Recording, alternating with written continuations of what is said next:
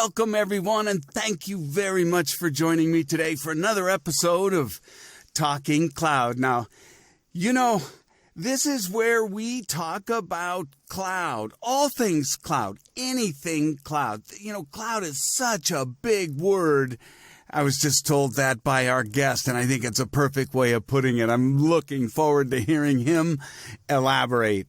Now, I am no expert, but I do know where to find him, and I'm excited, man. I got a great one. This is a guy, I'm telling you, on his profile, he's got a cloud suit on, okay?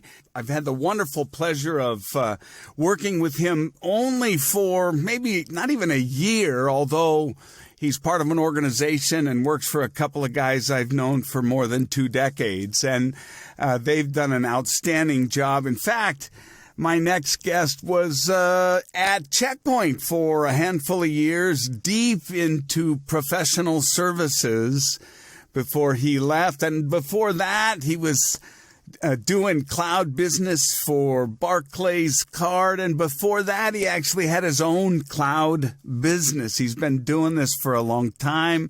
This is going to be a fun conversation. I'm excited. We're fortunate to have Mr. Michael Lopez, the Director of Cloud Services at AccessIT Group, as our guest today. Michael, thank you very much for joining me. No, it's a pleasure to be here. Appreciate the invite. Yeah, man. So this is awesome. I was telling you earlier, I've had the awesome pleasure of knowing Joe and David for a long, long time, and Nathan and just, the whole crew.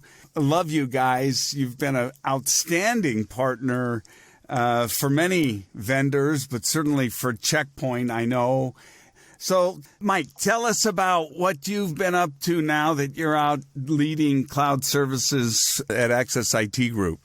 It's been an interesting transition. It's been fun and exciting, actually, to come into the practice and establish business with a great customer base, with a great industry reputation, and be able to apply what I believe and what I feel is right for our cloud customers and how to secure it the appropriate way. Has been a real great opportunity. We've taken advantage, unfortunately, with the COVID slowdown. We've taken advantage of that, and we've accelerated our partner status with both Azure as well as AWS and Google Cloud. So we've managed to achieve partner status with each of those three, as well as certify our entire cloud team on the practices and the governance that are required with regards to those vendors. That's so we're huge, pretty excited man. about that. That is so huge, because you just named off the 3 power companies. You know what I mean? That's how I kind of look at it. It's like those are the titans. Years and years ago, Michael, you'll appreciate this. Years ago, when there was this thing called OPSEC that Checkpoint had, right? Open Platform Security, and they had 2 or 3 or 400 different vendors that all integrated, not unlike they have far more now. They just don't have this organized practice. But, back then, I used to say, Checkpoint was the Christmas tree, and all of these vendors, all of these partners were the ornaments that hung on that tree. And I just recently was telling somebody there's a new Christmas tree in town, and it's Amazon, Microsoft, and Google. And we literally are the ornaments going into those environments. And you guys, it puts you in a perfect position to be the decorator, right? And continuing that metaphor. Absolutely. No, they definitely hold the market share, and you can watch the amount of growth. It's just phenomenal. I've watched it over the years. I was an early adopter, and it's been phenomenal to watch the enterprise adaptation here over the last couple of years, and how rapidly you're seeing companies say, I'm getting out of the data center business. I've got to be in AWS, or I've got to be in Azure to be relevant. And so they certainly have a market share, to say the least. Everybody's got to go that way. So, I agree. I've often spoke about the IDC conference. I was on a panel where the analyst said, we're all going to be moving to the cloud. Everyone. It's just going to take 40 or 50 years. And I think that was a pretty accurate way of putting it, really. It'll be at different paces. But I'm curious to hear from someone like you who's, A, very technical, B, been in this space for a long time. What do you hear from your customers as big challenges, big obstacles? What are they wrestling with today? The biggest thing I hear is visibility, and we don't know what we don't know. The cloud is such a big word, and it's such a vast landscape that there's so much to understand about it, that when you try to take a conventional on-premise security engineer and say, okay, now you have to figure out how to secure the cloud, they say, oh, okay, well, I'll apply my standard principles. But those standard principles don't always apply. And there's so many other attack vectors that are now coming into play in the cloud that you have to actually build your security stack in a different fashion. So when we say it's a big word, there's a lot of different things that can go on. How do you protect your public cloud infrastructure versus your SaaS consumption model or your private cloud? We could be talking about 3 different methodologies there. Yep. And what's going on inside them is also significantly different, right? I mean, are you using Lambda or some sort of functions? Are serverless, containers, all these new technologies? I think a lot of companies, and I'm curious if this is happening, are waltzing into the cloud with the assumption they can apply those same principles. Case in point might be, I've used a load balancer for years, Mike. I'll be able to configure that ELB, right? Not really understanding they're 2 different beasts altogether. Well, yeah, no, that's definitely the case. You see that quite a bit. Or you see the opposite, where they're bringing the different vendor products in and replacing them as virtual machines. But when we talk about things like serverless and Lambda and all the functions and features that the cloud vendors bring to us, we're realizing that they're actually replacing our own virtual machines. There's not the need to run a host-based operating system that then runs a middleware and a piece of software on top of it that then talks to a different machine and then another database. We're finding that the public cloud providers are bringing us the ability to do serverless, right? Amazon just announced that they're going with no code to where you can deploy without writing code. That could be a game changer right there in and of itself. The question is how do you secure your code if you're not the one writing the code? Which brings yet another layer of complexity into public cloud that people just aren't aware of yet. Yeah, that's fascinating. It's exciting, the accessibility that cloud is enabling, right? I mean, come on, let's face it, man. Every guy or gal that has a slight inkling of technology and a company credit card can spin up an account. But that's probably one of the big problems, right? Because that's occurring so often. And they just have to go up and click together a few different pieces that work and boom, they're running an app. Yeah. I mean, it's a developer's dream, right? It's there. Everything's there. All the power you could ask for is there. All the code you could want is there. It's all available. There's some great how-to guides for every type of deployment you want to do that you can follow. The problem is that those are not written in a secure methodology. I was just having this dialogue with a colleague actually yesterday. AWS's methodology for serverless says create a publicly accessible S3 bucket. Well, that's the first thing I would tell you not to do. Yeah, that's interesting you say that, because that really, in that statement right there, sums up the challenge customers face. Because you've got this titan of a vendor saying, do this in order to use this. And everybody and their mother's telling you, you really shouldn't do that. And it's got to be really tough on customers to figure out exactly how to do it right. And then when you introduce multiple, like you were saying, you guys are certified across the big 3. The minute I start to have an Azure play and an AWS play, and I then try in some way to unify or harmonize, that can be challenging too, can't it? Oh, without a doubt. And one of the major things I'm seeing play out with our customers is that they'll have an AWS development team and an Azure development team, and the two don't talk. They have their own projects, they have their own business, they have their own, there's a reason that they're in AWS for something. Maybe it's streaming, or maybe there's a particular thing that they need to do in AWS, but they're in Azure because they have a grade E5 contract with Microsoft and they're doing their typical Active Directory, typical on-premise type stuff there. They're 2 entirely different teams. They're 2 disparate teams, and they're obviously still responsible for the security of the environment. But now you've got security engineers and CISOs even concerned about, how do I unify my security structure and how do I keep the stack similar because not all the cloud providers work the same. Yeah. So how can I keep it similar at least so that we can troubleshoot it, we can understand what's going on, and we can have the visibility we need to understand what's happening from each team. So let me ask, how influential is Microsoft and their Trojan horse Office, subsequently Office 365 and so on? But how, in your opinion, I'm just curious, how big of a influence do you feel that has? How much gravity, how ideally placed is that fulcrum enabling them to lure more people to using Azure public cloud? Do you think that's a big deal or not? Oh, no, I think it's a huge deal. I think that once they've got the hook set, it's just a matter of reeling the fish in at that point. Yeah. The more services you consume, the better the pricing they give you. And they do a great job of that. And then they, again, continue to roll out however many more products, however many more competitive products. We all want it under one big roof is what you're starting to see, especially with the larger enterprise agreements. Interesting.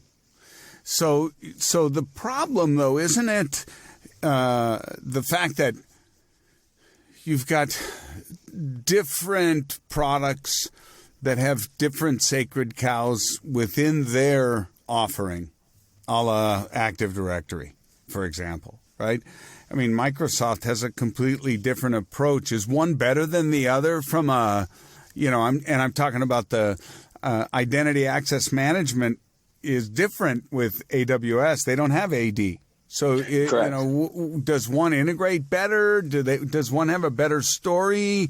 Is it better to go with that in terms of just for the authentication, but there's value in the other clouds? I'm curious to hear, where do you see the strengths, the weaknesses amongst them? Well, really, when it comes down to Microsoft and Azure, you definitely see the Active Directory is a very simple conversion from your traditional on-premise Active Directory. So it's an easy hook, it's an easy transition, and they make the tools available to do so. So from a simple, hey, we're going to move out to 365, right, or we're going to move our transition Active Directory into the cloud, it's very simple to do. AWS is more built for developers, so they didn't take that enterprise mindset into play. And while their IAM roles do behave differently, they do different things and they have different capacities, such as being able to assume roles that aren't necessarily the case in Azure. Mm-hmm. It's a different methodology and it's a different play. Really what I'm seeing and what's becoming a very big concern is identity and access management overall. Some sort of third-party SSO provider. How can I use multi-factor that's true across all of my clouds so that I can authenticate? And there's a couple of providers doing a really good job of that. Mm-hmm. Are you talking about like the Oktas of the world and absolutely, that type of product? Yeah. Yep. Yeah, we're definitely seeing those. Yeah, I agree. I think there's some real interesting things happening, I guess, more in the whitewater of the wave, if you will. And I'm talking about some of the shift left development security tools that I know I've heard friends working on. There's also some really exciting exploits of the serverless and, speed and agility of the cloud to do some really interesting things. I think that offers a lot of promise, right? When we start to look at things differently, because having the kind of bandwidth and compute at our fingertips means we can do things differently instead of the same old way, right? Like, where does the compute take place? Exactly. There's a huge change in that, right? We're less concerned about our compute resources because we have those options today. Exactly. Because, where before, I would suggest now if I'm going to try to crunch through a couple terabytes, it's still better done in the cloud. But if I've got a couple of gigabytes, I can certainly punch it down on my handheld, right? That's where there's a difference. Oh, without a doubt. When you talk about big data, there's really no reason not to be in public cloud at this point. Yeah. So, especially with the machine learning and AI that's coming out into play. Yeah. There's some really neat things they're doing with that.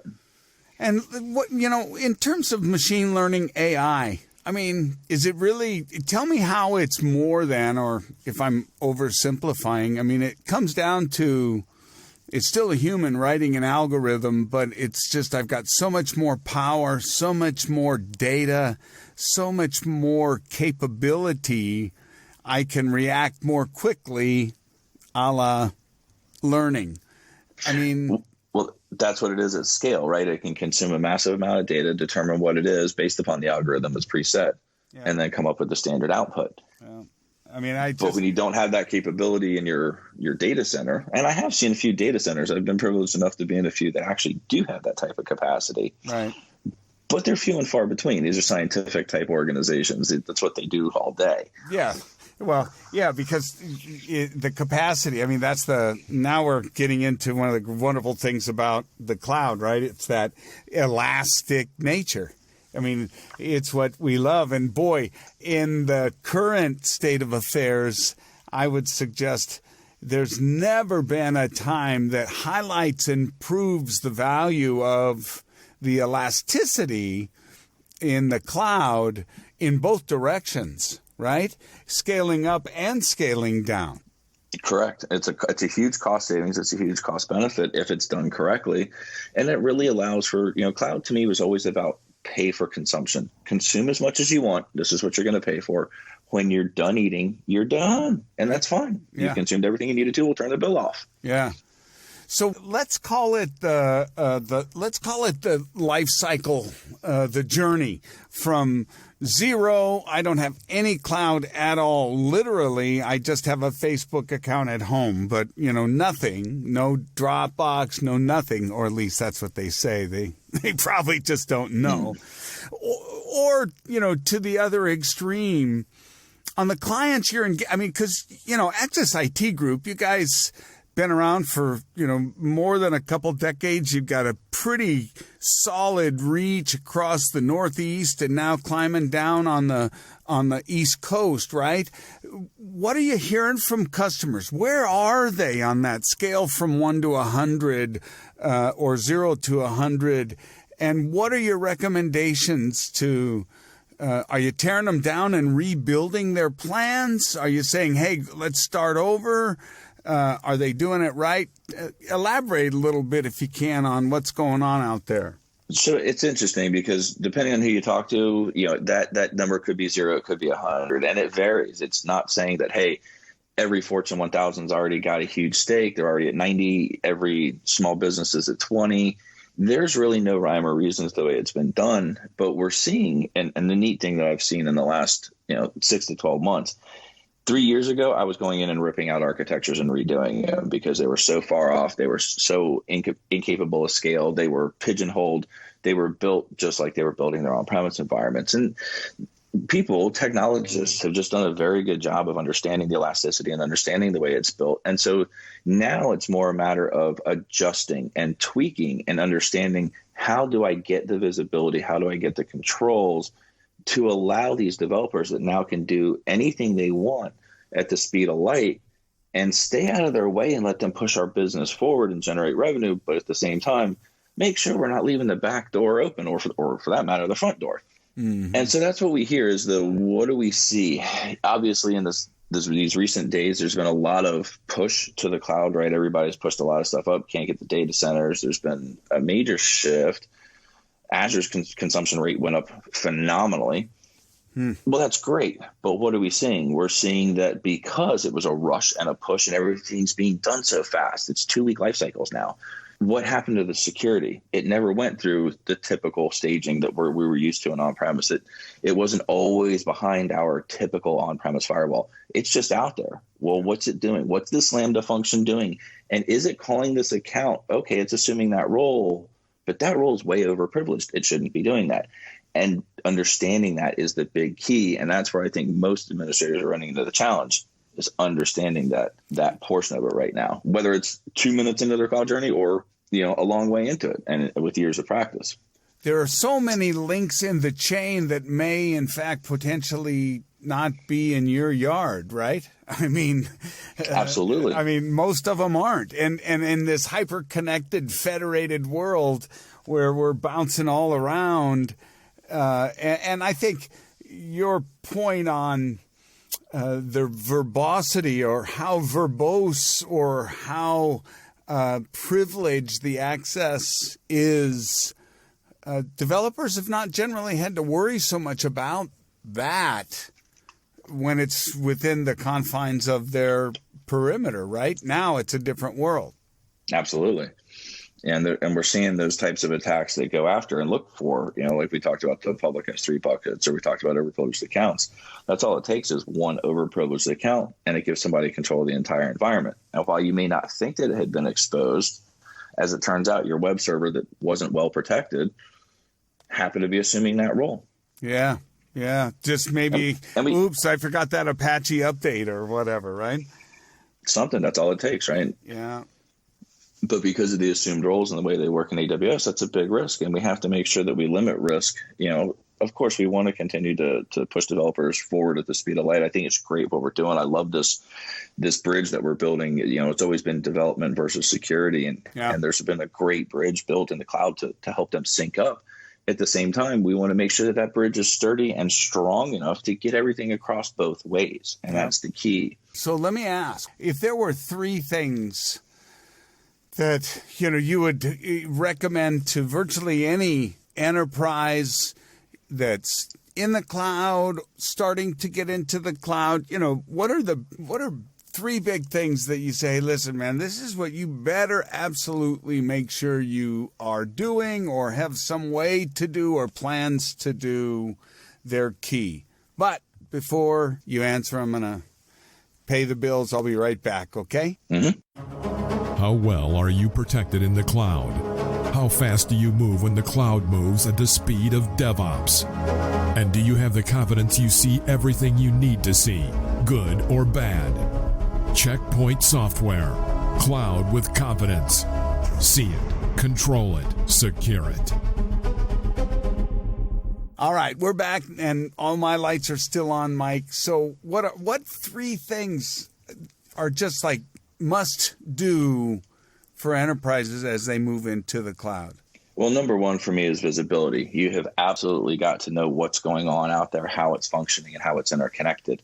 If you don't understand that, you don't understand what's going on in your cloud and how you can secure it. If you have that type of visibility. Now, when you say visibility, right, are you talking about just having a tool that does a span port somewhere? I mean, give me a little bit more than just visibility. I mean, I don't take binoculars out. I could want, Wireshark everywhere? What are you recommending that people do to have that kind of visibility they need?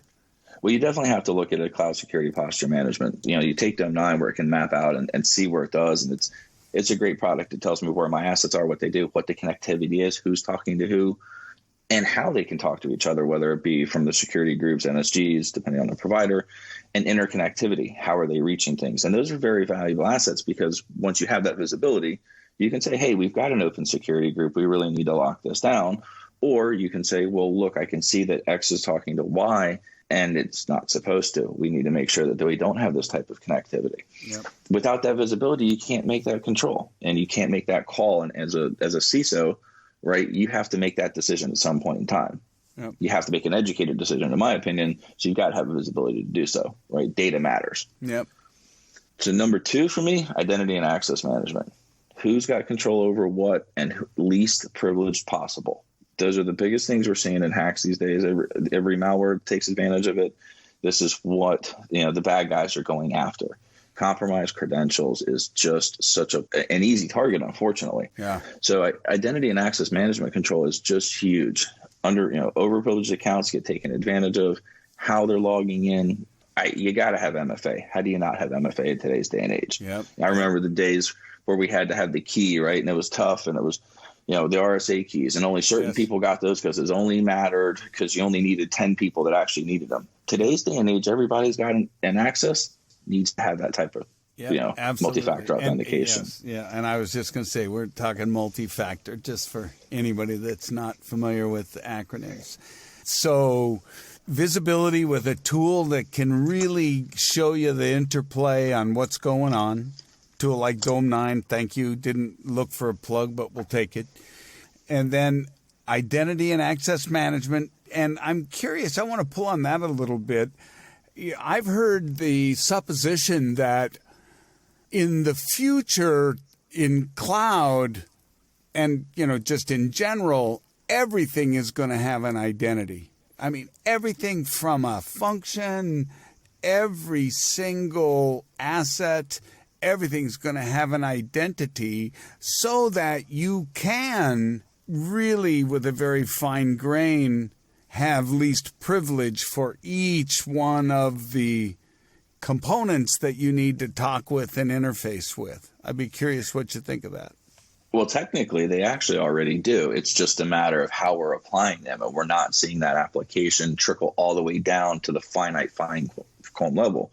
We're seeing, roles applied at the subscription level, or we're seeing roles applied at the resource group level. We're seeing roles applied all the way down to the instance level, or even in the container level. But that's where we start getting into everything really does have an identity already. It's just a matter of how are we looking at them and how are we understanding them.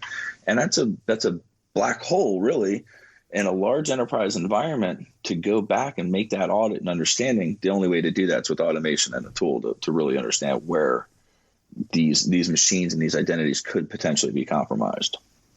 Got it. Okay, was that all three?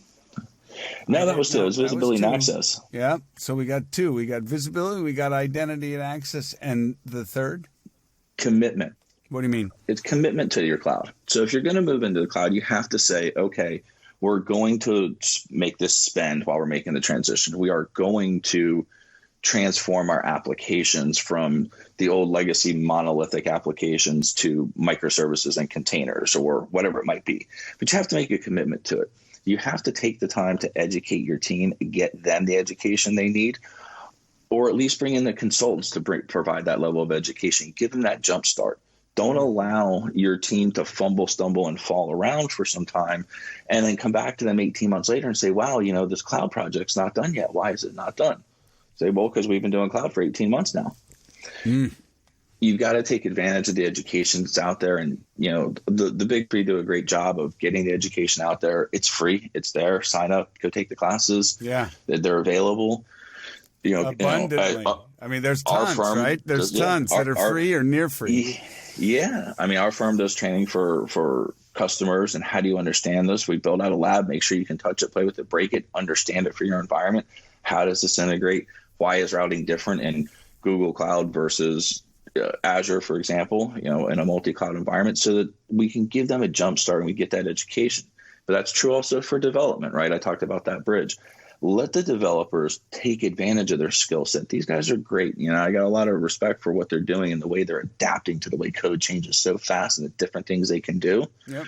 But take the time to educate them and provide them the tool sets to check in their code that says, hey, you're calling an admin role here for this particular EC2 instance. Do you really want to assign this or not? Yep. Show them and teach them so that your journey to the cloud. Absolutely. That's it. That commitment to your cloud and your people is really what's going to drive your success in the digital transformation era. Man, I tell you, the word commitment to me, I think is so spot on, Mike. I really do. I think that's just really spot on. And what I think about for a time in high school, I know a long time ago, I actually used to do springboard diving. And if anybody's ever done springboard diving, they understand when you're doing a reverse 2.5, you have to commit or you're going to get hurt.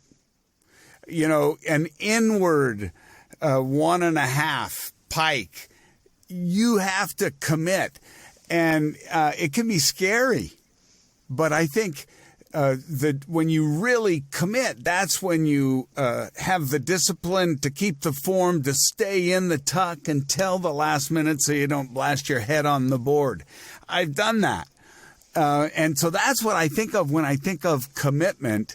But I think it's accurate because commitment means making sure you invest in, teach people the nuances and the subtleties and the differences, educate them on how to use the tools, commitment to get the new tools, because we're in an era where, remember virtualization? I know you do. We needed new tools back then, right? Inter-VM communications and vMotion.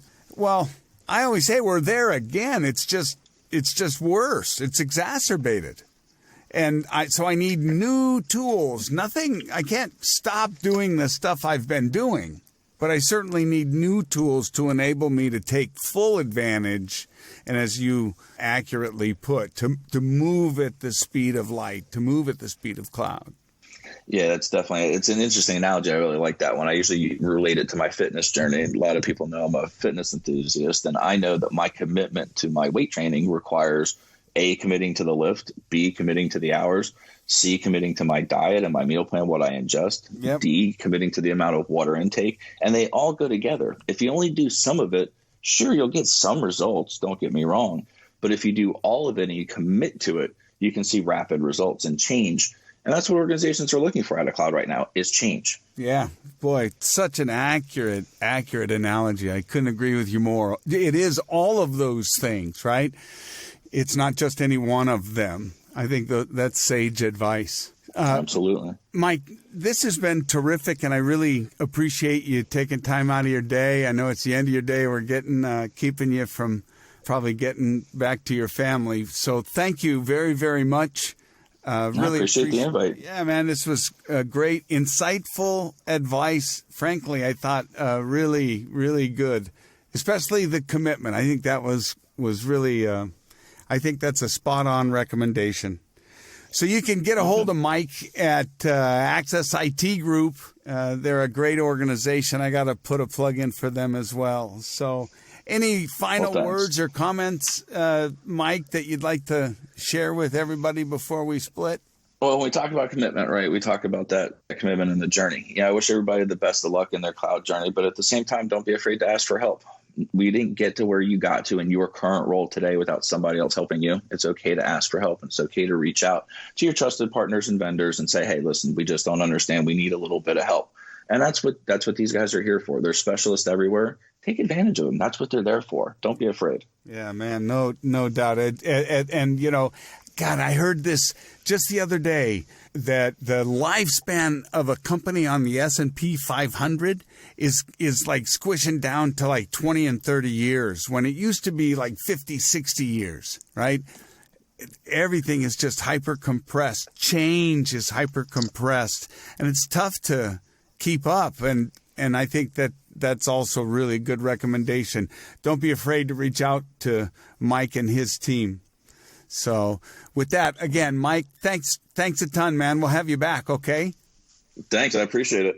All right. It's been a pleasure. Thank you all very much for listening and subscribing. Tell your friends, share, and we'll look forward to having you back listening on the next episode of Talking Cloud. Yeah.